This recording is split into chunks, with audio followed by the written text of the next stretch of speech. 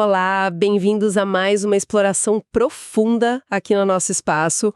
Hoje o papo é bem técnico, mas super importante para quem está na linha de frente com IA. Vamos decodificar a eficiência no fine-tuning de LLMs. Oi, é isso aí. Um tema quente, né? Como adaptar esses modelos gigantes sem precisar vender um rim para comprar hardware? Exatamente, porque olha, o cenário é esse. Modelos tipo GPT, Llama, eles estão ficando enormes, né? Tem pesquisa que fala de um aumento de 1000 vezes no tamanho em poucos anos. 1000 vezes. É absurdo. E a memória das GPUs, que é onde a mágica acontece? Bom, ela não cresce nesse ritmo nem a pau. Pois é, aí treinar e principalmente o fine tuning, que é ajustar para nossa necessidade específica, vira uma operação, nossa, caríssima. Memória, processamento, energia. Custa caro em todos os sentidos. Então, nossa missão hoje é desmistificar isso. Vamos entender melhor os formatos numéricos. FP32, o clássico, mas também FP16, BF16 e até os mais agressivos de 4 bits. E também as técnicas de fine-tuning eficientes, né? O famoso LoRa e o QLoRa, que combina tudo isso. A ideia é entender como adaptar esses monstros com menos recursos. Isso, baseado no que a pesquisa recente está mostrando. Então, para começar, vamos alinhar o básico. Qual o ponto de partida normal, o padrão de precisão que a gente encontra? É o FP32, certo? O ponto flutuante de precisão simples. Exato. O FP32 é o nosso velho conhecido. 32 bits para representar cada número. Ele tem um bom equilíbrio, sabe, entre conseguir representar números muito grandes ou muito pequenos, o tal do range, e quantos dígitos decimais ele guarda a precisão. Funciona bem, mas para modelos com bilhões de parâmetros... Aí a conta não fecha. Usar FP32 para tudo significa mover e guardar uma quantidade gigantesca de dados. Muita memória RAM, muita VRAM na GPU, muita banda de comunicação. Fica lento e caro. É aí que a busca por eficiência começa. E as primeiras alternativas que surgiram foram os formatos de 16 bits, né? O FP16 e o BF16. Isso mesmo. Ambos usam metade dos bits, 16 em vez de 32. A promessa é clara: cortar a memória pela metade para guardar os pesos e potencialmente acelerar os cálculos porque tem menos dado trafegando. Cortar pela metade, nossa, parece música para os ouvidos. Mas imagino que tenha um porém, né? Não existe almoço grátis em computação. Qual é o custo dessa compressão toda? Boa pergunta. Tem um trade-off fundamental, sim. Quando você reduz os bits, você muda como o número é guardado lá dentro. O FP16, por exemplo, ele aloca mais bits para a parte que guarda a precisão, a mantissa, e menos bits para a parte que guarda a escala, o expoente. Ah, então ele é mais preciso, mas numa faixa menor de valores. Exatamente. Ele é bom para detalhes finos, mas sofre com números muito grandes ou muito pequenos. Aí podem acontecer aqueles problemas clássicos de instabilidade no treinamento. O famoso overflow, quando o número explode e vira infinito, ou o underflow, quando ele some e vira zero. Complica o treino. Entendi. E o BF16? Qual a abordagem dele? O BF16 ou BFloat16 faz uma aposta diferente. Ele mantém a mesma quantidade de bits para o expoente que o FP32 original. Ou seja, ele preserva aquele range dinâmico enorme igual ao do FP32. Ah, E sacrifica um pouco da precisão da mantissa para isso. isso. Ele tem menos precisão nos detalhes finos que o FP16. Mas por manter o range amplo, ele é inerentemente mais estável para treinar redes neurais profundas. Essas redes lidam com gradientes que podem variar muito de magnitude, sabe? Faz sentido. Estabilidade no treino é crucial. Com certeza. Por isso, o BF16 está ganhando muita força, especialmente em hardware mais moderno, tipo as GPUs NVIDIA mais recentes e TPUs. É comum ser a escolha para treinar e para os adaptadores dentro do QLoRa, por exemplo. Legal. Peguei a diferença. BF16 foca no range para estabilidade, FP16 na precisão, mas com cuidado. Só que a busca por eficiência foi além dos 16 bits, pelo que você falou. Formatos de 4 bits, nossa, isso não é arriscado demais? Perder tanta informação assim? Parece, né? 4 bits por número é bem pouco. Mas a estratégia aqui é um pouco diferente. Técnicas como o QLoRa usam esses formatos, tipo NF4, Normal Float 4, ou FP4, principalmente por uma coisa: reduzir drasticamente a memória necessária só para carregar um modelo base pré-treinado na GPU. Ah, então a quantização extrema é mais para memória estática, para o modelo parado ali. Exato. Pensa num Llama 70B. Carregar ele em FP16 já exige uma GPU parruda. Em 4 bits, o espaço que os pesos ocupam cai tipo para 1/4 do FP16 ou 1/8 do FP32. Isso viabiliza carregar modelos gigantes em GPUs que antes nem sonhariam. E como fica o cálculo? Ele faz conta em 4 bits? Não exatamente. A mágica do QLoRa, que a gente vai detalhar, é que esses pesos de 4 bits são desquantizados na hora do cálculo, geralmente para BF16, e o ajuste fino, o aprendizado mesmo, acontece em componentes que usam precisão maior. É uma combinação inteligente. Entendi. E existem outras abordagens para essa quantização super baixa? Sim, sim. Tem pesquisa explorando formatos inteiros, às vezes com expoentes compartilhados entre blocos de números, como uma técnica chamada GSI. A ideia aí pode ser otimizar mais para hardware específico de edge, tipo celular, onde operações com inteiros podem ser mais eficientes em termos de energia. Mas para fine-tuning em GPU, o foco atual está muito nesses formatos tipo NF4 ou FP4 usados pelo QLoRa. Certo.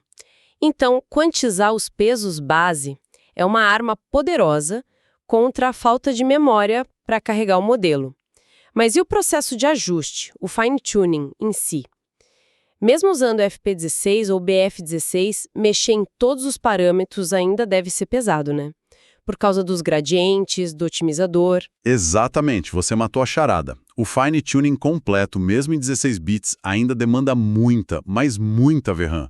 Não só pelos pesos, mas talvez principalmente por causa do que a gente chama de estados de ativação, os gradientes para cada parâmetro e os estados do otimizador. O otimizador, tipo o ADAM-W. Esse mesmo. O ADAM-W é ótimo, mas ele guarda 2 médias móveis para cada parâmetro que está sendo treinado. Multiplica isso por bilhões de parâmetros. A memória vai para o espaço rapidinho. É aí que entram as estratégias de Parameter Efficient Fine-Tuning, o famoso PEFT. PEFT. Vamos desempacotar isso. O LoRa é um dos mais famosos, né?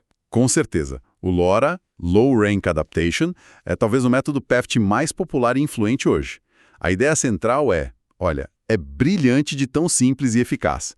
Em vez de tentar ajustar todos os bilhões de parâmetros do LLM pré-treinado, você congela a maioria deles. Exatamente. Congela quase tudo, deixa o conhecimento geral do modelo intacto. Aí a adaptação para a tarefa nova é feita injetando umas camadinhas bem pequenas, chamadas adaptadores, em pontos-chave da rede, geralmente nas camadas lineares, nas de atenção. E essas camadas adaptadoras é que são treinadas. Isso. E o truque é que essas camadas são construídas de forma muito eficiente. Elas são representadas pelo produto de 2 matrizes bem menores, de baixo rank. Pensa numa matriz grandona original W. O LoRa adiciona uma atualização que é o produto de 2 matrizes fininhas, A e B, tipo W' igual a W plus BA. E a gente só treina os parâmetros de A e B. Matrizes A e B, baixo rank. Então, o número de parâmetros treináveis cai drasticamente. Drasticamente. É uma fração minúscula do total de parâmetros do modelo, tipo 0,1%, 0,01%, dependendo da configuração. E a gente só precisa calcular gradientes e guardar estados do otimizador para esses poucos parâmetros. Mas por que isso funciona? Porque ajustar só essa fraçãozinha consegue adaptar um modelo gigante para uma tarefa nova. Parece quase bom demais para ser verdade. É uma ótima pergunta. A hipótese principal, que tem bastante evidência empírica, é que esses modelos gigantes pré-treinados, apesar de complexos, têm o que chamam de baixa dimensão intrínseca na hora de adaptar para tarefas específicas. Baixa dimensão intrínseca. O que seria isso? Imagina que a informação essencial que o modelo precisa aprender para se ajustar à nova tarefa pode ser representada de forma muito compacta, num espaço de poucas dimensões. As matrizes A e B do LoRa seriam capazes de capturar essa informação essencial nesse espaço compacto. Entendi. É como se a adaptação não precisasse mexer na estrutura toda, só nos pontos nevrálgicos que podem ser controlados por poucos parâmetros. Exato. E os resultados práticos são ótimos. A memória de GPU necessária para o fine tuning, nossa, despenca. Porque o grosso da memória ia para os gradientes e para o otimizador desses bilhões de parâmetros. Agora é só para alguns milhões, ou até milhares. Imagino que acelere o treino também. Sim, acelera bastante. Menos cálculo de gradiente, menos atualização de parâmetro. Os gráficos de tempo e memória nos artigos são bem claros. A diferença para o fine tuning completo é brutal. Ok, LoRa ataca o custo de treinar reduzindo os parâmetros ativos. Agora sim, vamos juntar as peças. O QLoRa, que você já mencionou algumas vezes, ele seria a combinação do LoRa com aquela quantização agressiva de 4 bits, juntando o melhor dos dois mundos para economizar memória. Exatamente.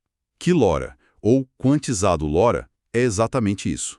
É uma estratégia para levar a eficiência ao extremo, combinando as duas frentes. Reduzir a memória para carregar um modelo e reduzir a memória para treinar a adaptação. Como ele faz isso na prática? Quais são os componentes-chave? Bom, vamos lá. Dissecando o QLoRa, com base no que a gente viu nas pesquisas. Quantização da base. Como a gente já falou, os pesos do modelo gigante para treinado são congelados e quantizados para 4 bits, NF4, FP4. Isso reduz a memória estática para carregar o modelo de forma absurda.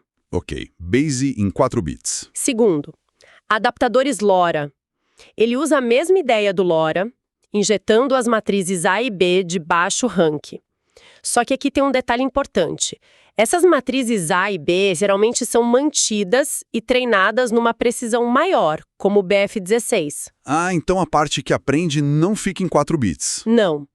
Durante o cálculo forward pass, o peso base de 4 bits é desquantizado na hora para BF16, aí a atualização do LoRa, BA, também está em BF16, é somada, e a conta segue. Isso é crucial para manter a qualidade da adaptação. É como ter uma base super comprimida, mas fazer o ajuste fino com mais precisão. Inteligente. O que mais? Terceiro, Double Quantization, DQ, é uma otimização extra. A primeira quantização para 4 bits envolve guardar algumas constantes, uns metadados. O DQ pega essas constantes e aplica uma segunda quantização nelas, geralmente para 8 bits. Espreme mais uns megabytes de memória ainda. É tipo otimizar a otimização. Detalhe do detalhe para economizar. E por último, mas não menos importante, o Paged Adam Optimizer. Lembra que o otimizador Adam-W consome muita memória? O Paged Adam é uma versão que usa um recurso das GPUs NVIDIA chamado Unified Virtual Memory, UVM. UVM. Memória Virtual Unificada. O que isso permite? Permite que o otimizador gerencie seus estados de forma mais flexível. Se a VRAM da GPU começar a ficar cheia com os estados do Adam, aquelas médias móveis para cada parâmetro LoRa, o Paged Adam pode automaticamente paginar partes menos usadas desses estados para a RAM principal do computador, a memória da CPU. Espera aí. Jogar coisa do otimizador para RAM da CPU, isso não deixa tudo lento pra caramba? A comunicação CPU-GPU pela PCIe é bem mais devagar que a VRAM. Excelente ponto. É uma observação crítica, sim. Existe um custo de performance se acontecer muita paginação, muito SPIL entre CPU e GPU. O barramento PCIe é muito mais lento, não tem como negar. Então por que usar? Porque, crucialmente, a alternativa muitas vezes seria simplesmente não conseguir treinar.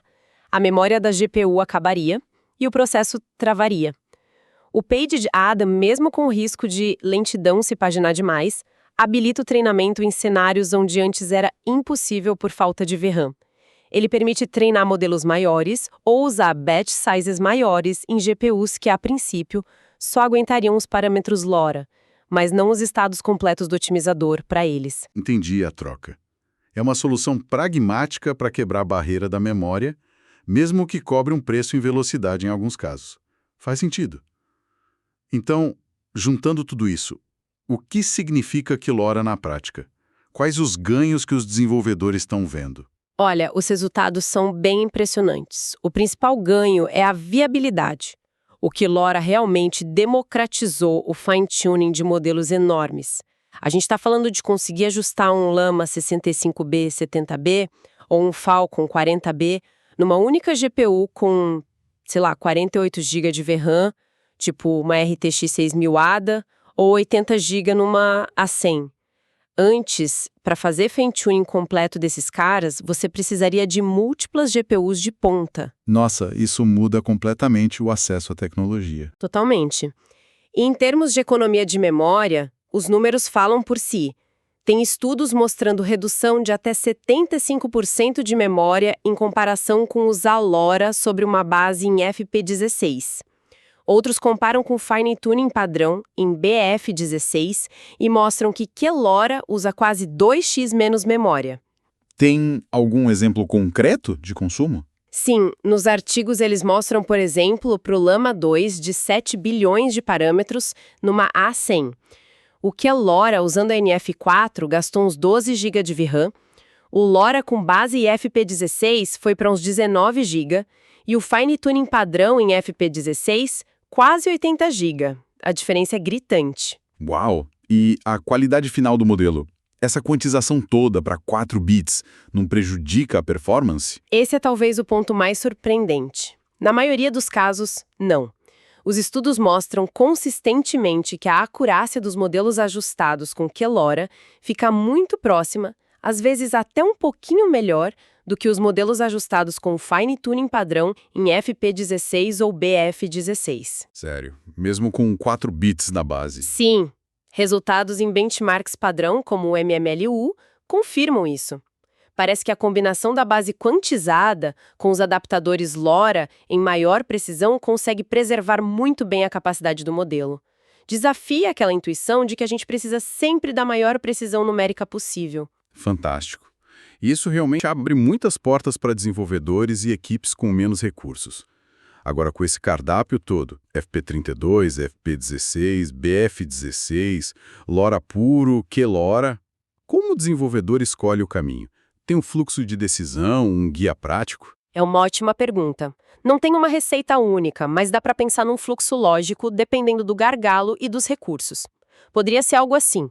Primeiro, tenta o FP32. É o mais seguro, mas quase nunca viável para LLMs grandes hoje. Esquece. Ok, pula o FP32. Aí tenta o FP16 ou BF16 para fine tuning completo. Se a sua GPU suporta BF16, Ampere, Hopper, TPU, ele costuma ser melhor para a estabilidade do treino. Se não, vai de FP16, talvez com loss scaling. Se o modelo couber na memória e o treino rodar otimizador, gradientes, ótimo. Mas se não couber o treino completo? Aí entra o LoRa, mas ainda com a base em FP16 ou BF16. Isso é ideal se o modelo base cabe na VRAM, mas o processo de treino, gradientes, otimizador, estoura a memória. O LoRa vai reduzir drasticamente a memória ativa do treino. E se nem o modelo base em FP16 ou BF16 couber na GPU? Aí é a hora do Kelora. Se o seu gargalo principal é conseguir carregar o modelo gigante na VRAM disponível, a base quantizada para 4 bits do Kelora pode ser sua única salvação. Ele ataca tanto a memória estática quanto a memória de treino. Parece um bom roteiro. E tem alguma pegadinha no Kelora? Algum cuidado extra que precisa ter?